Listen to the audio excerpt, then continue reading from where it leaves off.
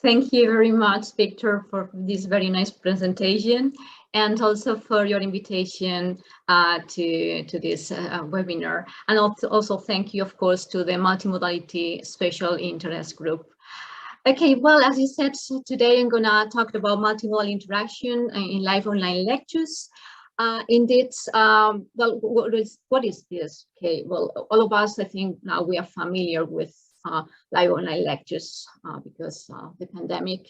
And even we are not working, as it is my case, in a university where all the lectures are given online.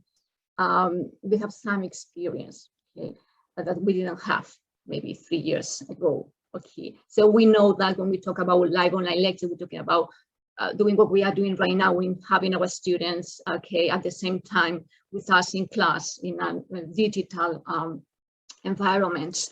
But in any lecture, okay, in any educational situation, now all of us know how important engagement is. So I'm interested in how we can engage students through interaction. Okay, this is one way to do it. We know that when they are engaged, okay, if we are from a constructivist approach, okay, they can construct knowledge together. Okay, we foster critical thinking. Okay, and that is paramount for an effective learning. But there are more things apart from that. But the thing is that in digital environments, there are constraints because of the context, okay, that many times prevents us from, okay, getting them engaged and having them participated. Sometimes because they hide behind technology, okay. There are many cases where they do not turn on the cameras. Well, indeed, we are 31 here and only 4 cameras on, okay, but that happens in class, and many times we can see them, and this is a problem if because this lack of the eye contact, the fact that we can't read their faces, we can't see their body posture, prevents us from knowing if they are following us, if they understand the content. If we are teaching in an L2, for example, if they have problems also to follow us because of the language, and also to persuade them, for example, to participate in class. Okay, so here is when the multimodal interactional competence of a lecturer is paramount. Okay, this of course is related to multimodal literacies. Okay, as Victor is an expert in multimodal literacies. Okay, and this group, this is a special group, I'm pretty sure too. Okay, so this is completely related to this. Okay, so it's essential the lecturer has the tools, okay, to foster, manage this interaction in a context where many times he or she can see her students. So through this analysis and the analytical framework, I propose to understand how interaction is fostered, is maintained, how interaction is developed in this digital context. We can then focus on how we can teach, okay, our online lectures, okay, on this aspect, in this area, how we can enhance teachers' development, okay, through multimodal pedagogy, and how they can improve their multimodal pedagogical discourse, okay, that is so important. So then what I'm presenting today is, okay, one research is forthcoming, one publication, where I asked 2 research questions to myself, right? First, I wanted to know how does interaction unfold in this context, in a context where I will show you now the sample, but it's a context where there is no eye contact with the students, okay? The lecturer couldn't see them, right? And also, how does the lecturer promote and manage interaction? Because if it was effective, this could be a good practice, okay? and it could be an example for other teachers, okay, that can be trained in this respect to have a more effective teaching in digital environments. So this study was conducted on an EMI live online lecture, English medium instruction lecture. It was part of a course and of master's degree in business administration. And it was the first class of the course after an introduction to it. The lecturer was Spanish. It had an L2 in English and previous experience in online and also face-to-face teaching. And the students, okay, they came from different countries. This was completely online, so they live in their countries. They connected every week. And most of them had Spanish as their L1, but not from Spain only, also from countries such as Ecuador, Colombia, Mexico, and B2. But there were students from whose L1 was different, with English, French, and other languages. B2 in English, okay, was the requirement to enroll in this course. The class, well, this class was attended by 15 students. It was a small group, and it lasted 45 minutes, but the analysis focused on the 20 episodes of interaction, okay, that were developed during the session. Okay, it was about 56% of the duration of the class. So here I used a multimodal discourse analysis framework for the educational research into a classroom interaction that could be applied in another context, not only university, okay, and also in face-to-face, but this is it has been employed in this specific environments. So it was an adaptation of the multimodal interaction analysis, okay, where you perfectly know, okay, we do this framework now is used to conduct multimodal micro analysis of selected short fragments of discourse. It's all what we do. So it was granted on social semiotic studies, social interaction studies, and mediated discourse. And the objective is to explore how a variety of semiotic resources are brought into and are constitutive of social interaction, identities, and relations. Because identity is at the forefront of the objective of this approach. I selected it to conduct the study because there are interesting analytical tools that serve the purpose. One of them is the logo-mediated action. The logo-mediated actions, a logo-mediated action is the smallest interactional meaning that a social actor, in this case the lecturer, employs, and that is mediated by communicative modes. Okay, communicative modes in this approach is understood or are called embodied and decimodal modes. It steers away from using terms such as verbal communicative modes, non-verbal communicative modes, because as you know, it implies a kind of subordination of all the modes to the language. Okay, and we know that is not the case. For example, logo-mediated actions such as gaze shifts or gazing shifts, and gazing at a point are mediated by the communicative mode gaze, right?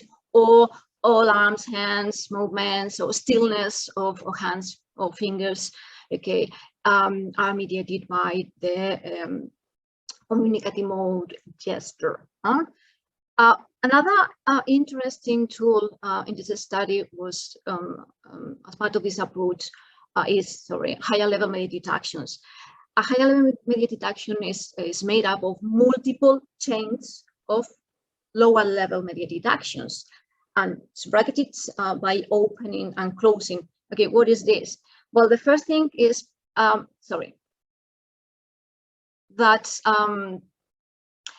higher mediated actions that are analyzed in this study, the episodes of interaction and also the stages of the interaction. I mean, a higher level action, for example, with the lecture, will be the episodes of interaction, and will be the monologue, the lecture and monologue. Okay, all of them are related, and all of them are part of a scale of higher level action. Okay, the monologue, the lecture and monologue, the episodes of interactions are part of the lecture. They are related and are part of a higher scale of action. Or the stages of the interaction, of the episode of interaction, are part of the episode of interaction and are related. Finally, the most important analytical tool that I adopted, and here is where I adopted a different perspective than the one proposed by this approach, is modal density, also called lower level action density. Okay, what I did here is a quantitative analysis and a visual representation in radar charts of the interplay of change or lower level actions. Okay, originally, okay, in the approach, the modal density is studied from a qualitative perspective, and the different change of lower level action and the density are represented in circles that have a shape, or a size, depending on the perception of the researcher. So I try to avoid possible subjectivity of the researcher and quantify the modal density. And I use three variables, right, to do it. Modal complexity, that is similar to the original, modal intensity, and modal units. Okay, I will explain this with an example of the study. So when I introduce the methods, this analysis of these aspects that give us, okay, the results of what is a modal density in higher level action, is based in frequency and time, and this is also new, okay, from the original approach. I think if you're not familiar with the approach, you will understand, I think, better this concept in the example of the methods. Okay. Okay, so the methods. I use Elan as a software that supported the multi-layer annotation of the episodes of interaction. It could be used other one. I know that most of you use different softwares.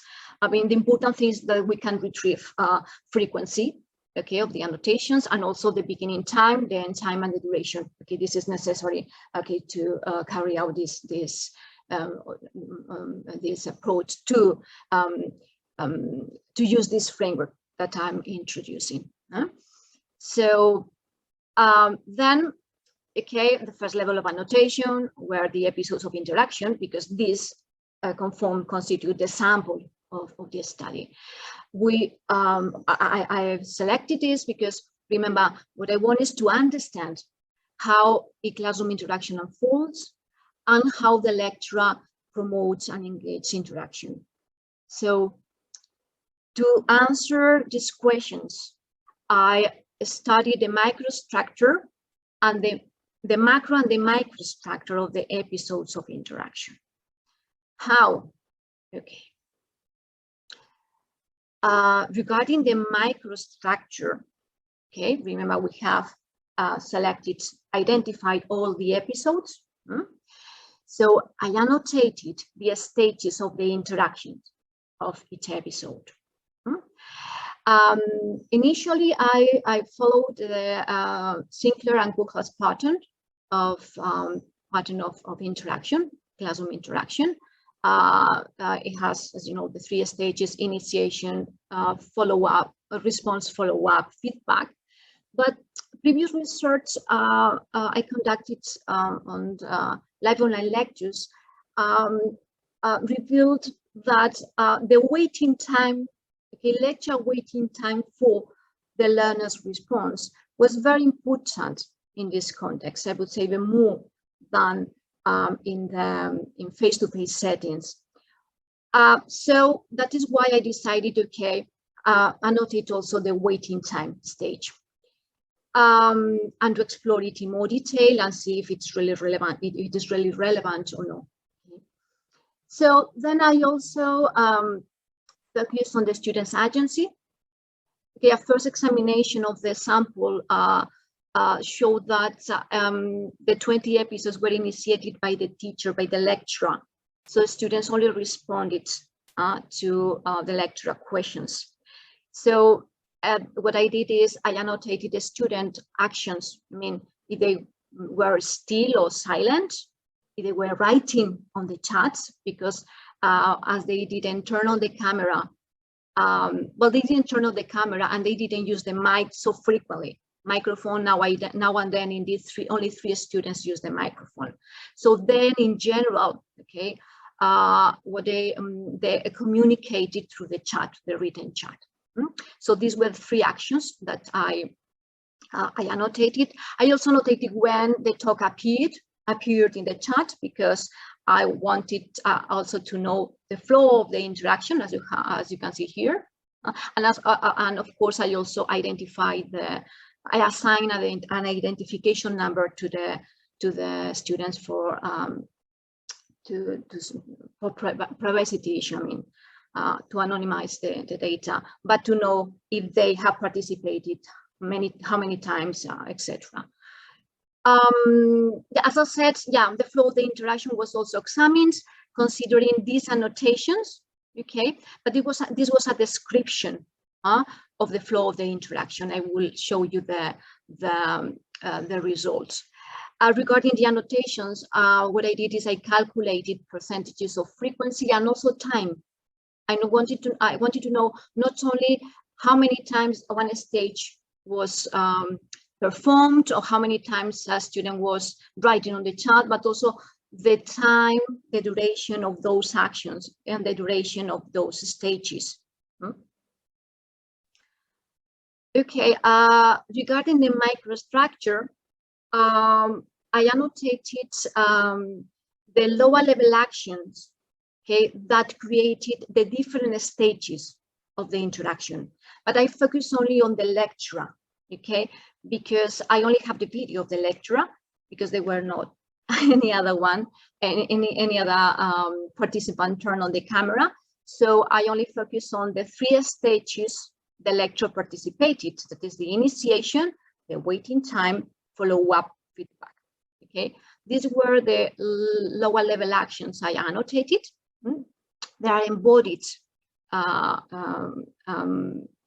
communicative modes that mediate, the embodied communicative modes mediated these lower level actions. And I also annotated the discourse strategies that were that served the lecturer to express their communicative intention in the different stages. Here I use some strategies that I identified in a previous study, but I expanded the list of strategies, okay, with the data, with the new ones I found in this small corpus. Then I also transcribed the discourse strategies to know how these were linguistically realized too. Okay, so based on the lower level actions, okay, I calculated the modal density. As I said, the modal density is analyzed to modal complexity, intensity, and modal unit. Modal complexity refers to, for you that are not familiar with these concepts, refers to the different types of lower level actions that are used in this stage. So, for example, if in one stage we use 5 lower level actions, and in another stage we use aiding lower level actions.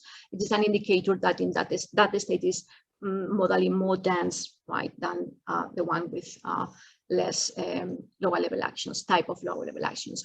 Intensity refers to, or is measured here as regards the frequency of the change or lower level actions. Remember, all the utterances, for example, expressed in an stage form a change or lower level actions. All the facial expressions, okay, employed by the lecturer in a stage form a change or lower level action.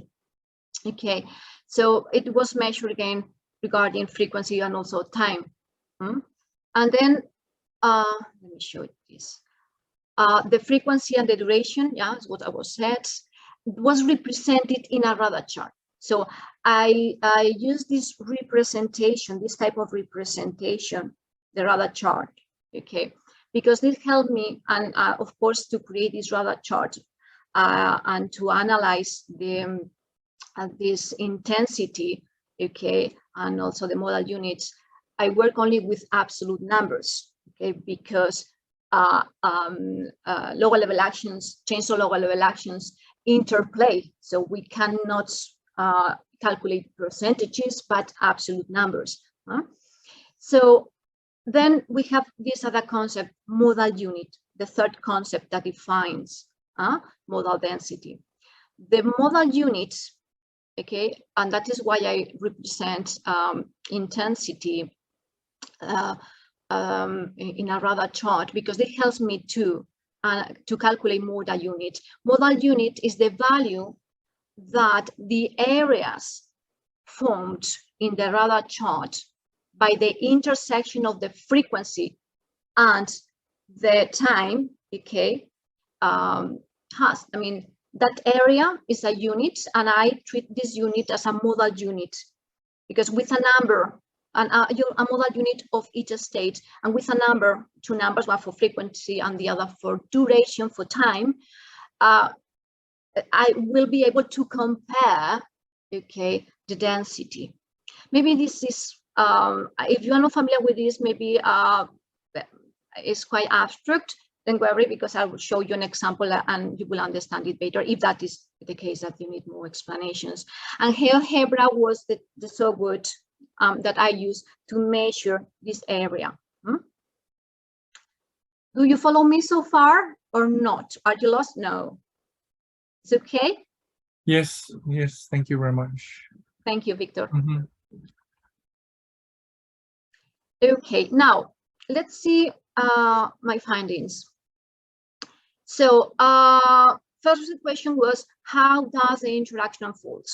Okay, I analyzed about 25 minutes, okay, 271 stages, and the results verified, okay, corroborate this first intuition that waiting time was very important.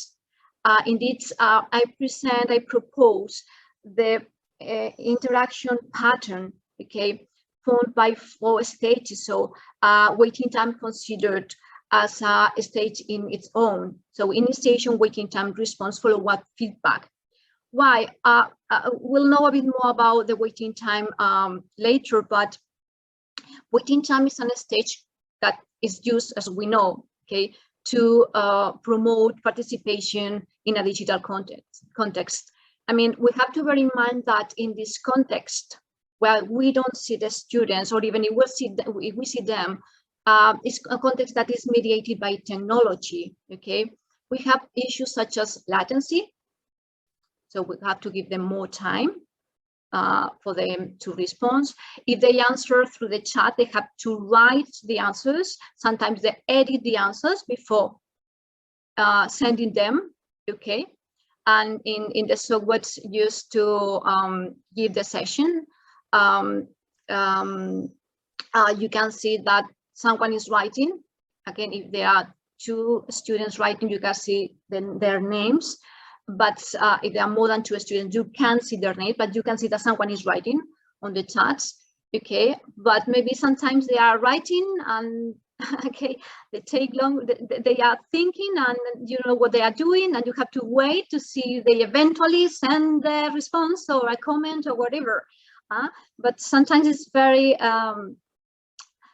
we have to be patient, okay, if we want that in the digital environment, they participate.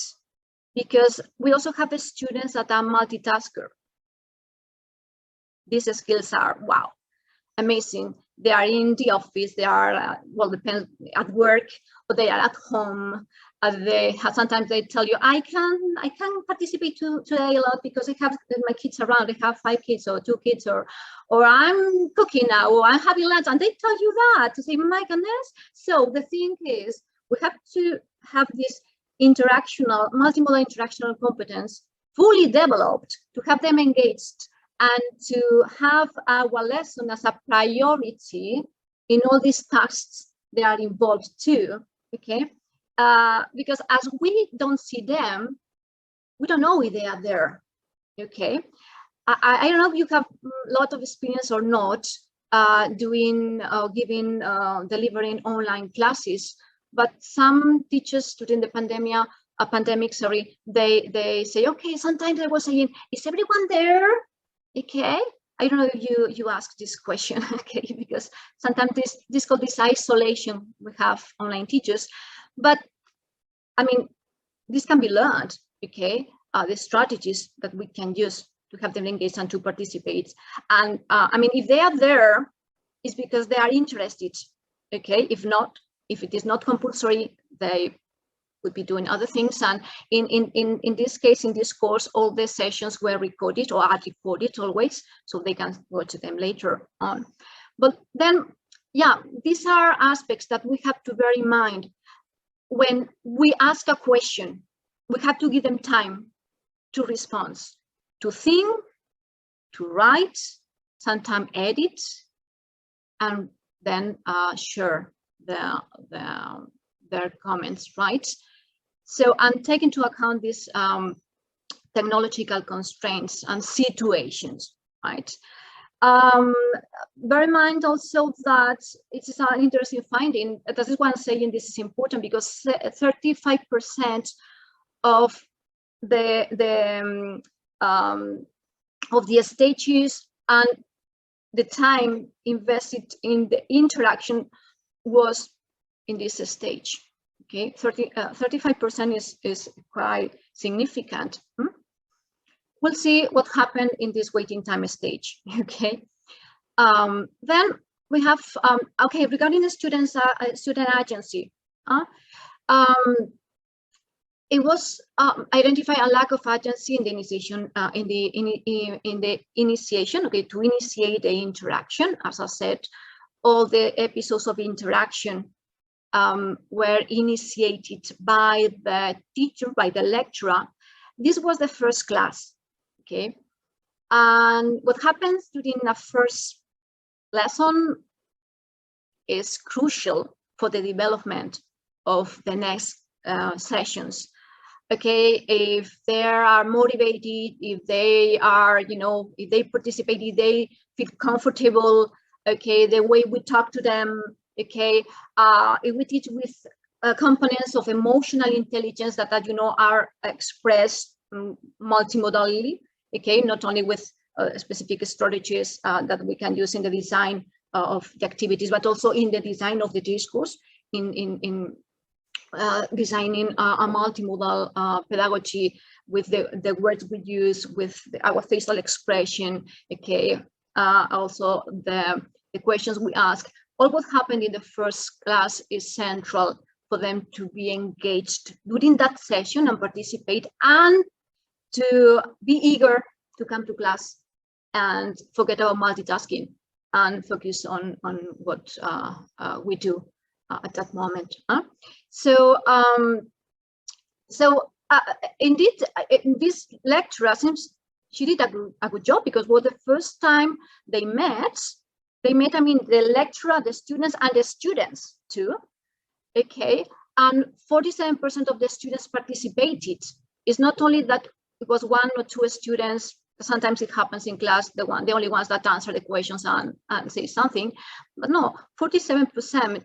And about 55% of the time they were writing on the chats, 30% speaking, and sorry, 22 it was silence. Some mistake here.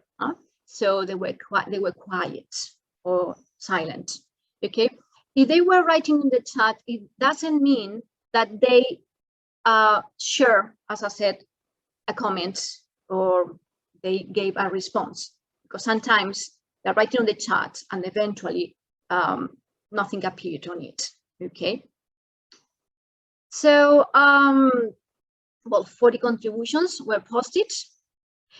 Now, if we move to the flow, the description of the flow, the interaction, this is very interesting. And it's quite challenging indeed. It shows how challenging it is if we compare it with face-to-face lectures. Because it is complex, there are complex dynamics, right? Because what I said before, we don't see them, we can read their faces, we don't know if they are there, we don't know if they follow us, we don't know if they have the intention to answer to our questions, right? With the body posture, for example, but also because there are simultaneous interaction many times, okay? When we ask a question, sometimes, and now I'm talking not only because of the research, but also my own experience in giving online lectures for more than 11 years. Students, sometimes when they answer the questions, I mean, it's not that as they do in the face-to-face class that, okay, when a student answer, the other, then I reply to the student, then we have another answer, etc. No, I mean, they write and sometimes 3, 4, 5, or 1, but simultaneous, you know, answers appear on the chat. What can we do now when we have all these answers? Okay, I'm going to read all of them. Are we going to acknowledge them? We have time to do this. Okay. Normally these answers are quite short. Okay, it depends on the question. Because here in this lecture, only the chat was used.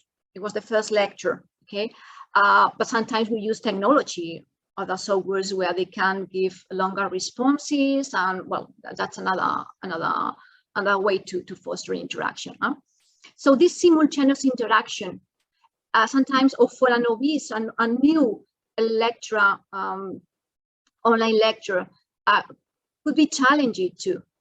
I also say this because I give I train my colleagues at the university. They have, some of them have a lot of experience in teaching online, and even though they come to class to know how to engage them through interaction, how to foster, how to manage interaction, okay, because they find it quite difficult sometimes, right? So and this complexity is also reflected in this. Remember, I propose for stages. So to be into the waiting time stage.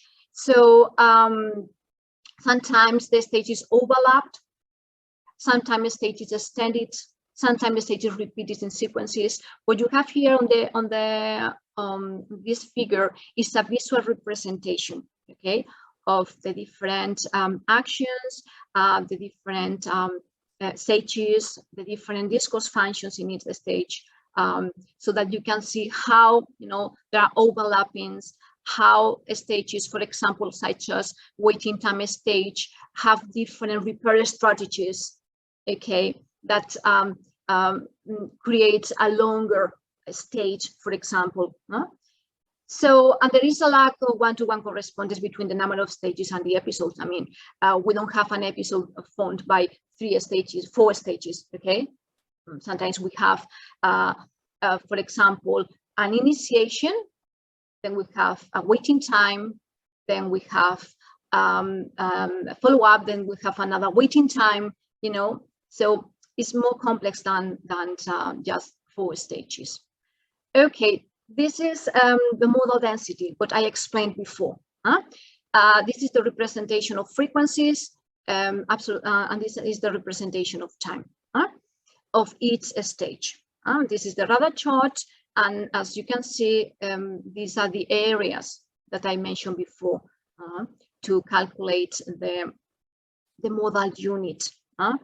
This density, or this way to represent density, help us to at a glance identify, okay, well, the complexity obviously, but also the intensity. We can see, for example, gaze shifts are very important, okay, in all the stages, and it is one of the most engaging strategies. Look at the camera, keep an eye on the chat, but look at the camera, because you can see them, but they can see you, and I can see this persuasive strategy when you look at the camera. And this is used recurrently. Indeed, some of my colleagues, what they do is to use a sticker, to put a sticker close to the camera to call their attention and look at it now and then. This is a tricky. Okay, well, here, well, I analyzed this number of lower level actions, and in the regarding modal complexity, initiation stage was less complex. It was no silence there. Silence was because here the lecturer was asking the question, so then the waiting time. In the waiting time, we have silence. Obviously, these are only some results, right? Intensity, gaze shifts, paramount. Persuasive function of gaze shifts and facial expression. This is related to the emotional, components and how we design, okay, our lessons, taking into account teaching with emotional intelligence too, okay, regarding the expression, okay, of our faces, etc. Also, looking follow-up feedback stage show the highest modal intensity.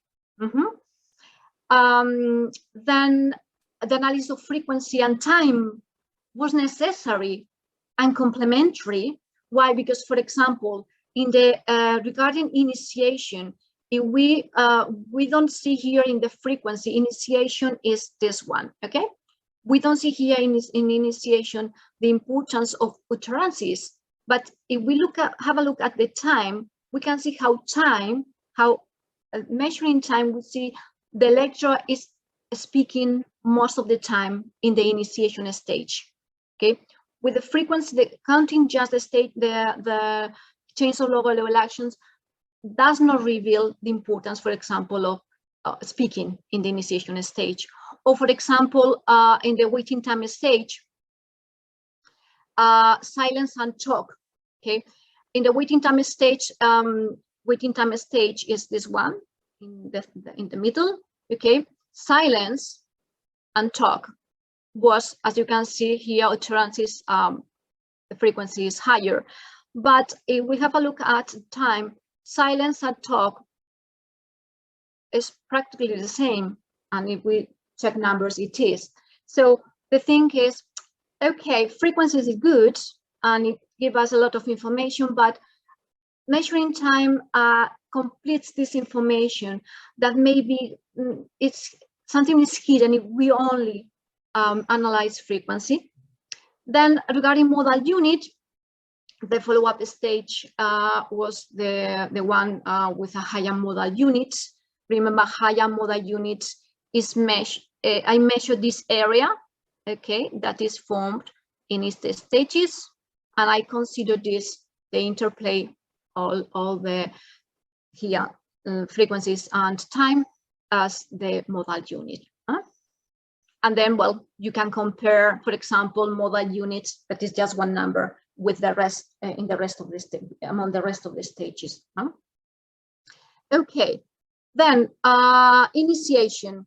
Regarding how the lecture foster manage initiation, I analyzed discourse strategies. In interaction, I analyzed discourse strategies, their interplay with the lower level actions.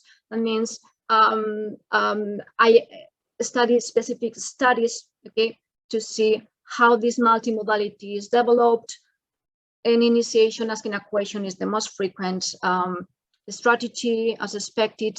And then I also found some nice expressions, the use of you, for example, okay, in audience-oriented questions, and waiting time. In the waiting time, as I said, is very important. The repair strategies that the lecturer used to repair strategy to student silence, right? And there are two types. It's oriented to the question, it's oriented to the student. The thing is that, for example, to repair this silence, generally they contextualize the question, eliciting a response, for example. This eliciting a response is very, very common. Any other idea or thought? Do you think something different from what's been said, for example?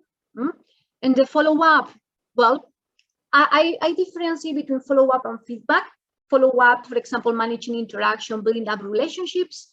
There is a nice thread here, for example, the lecturer acknowledges the student's presence, okay, saying their names. That's another aspect of teaching with emotional intelligence, apart from facial expression, smiling, looking at the camera, etc. That is very persuasive. Acknowledge their contributions, integrate their contribution to her discourse, giving importance to the responses, and prize them, evaluative language too, also with facial expression, smiling, sometimes laughing, looking at the camera.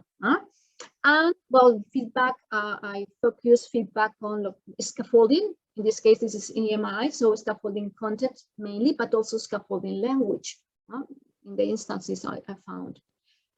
Okay, conclusions. Right. Well, this framework, I presented and used this framework, multimodal analysis framework, that served me to the purpose I designed.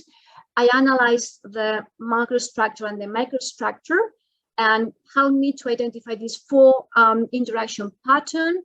Also that the students engage through interaction, the way this lecturer did, okay.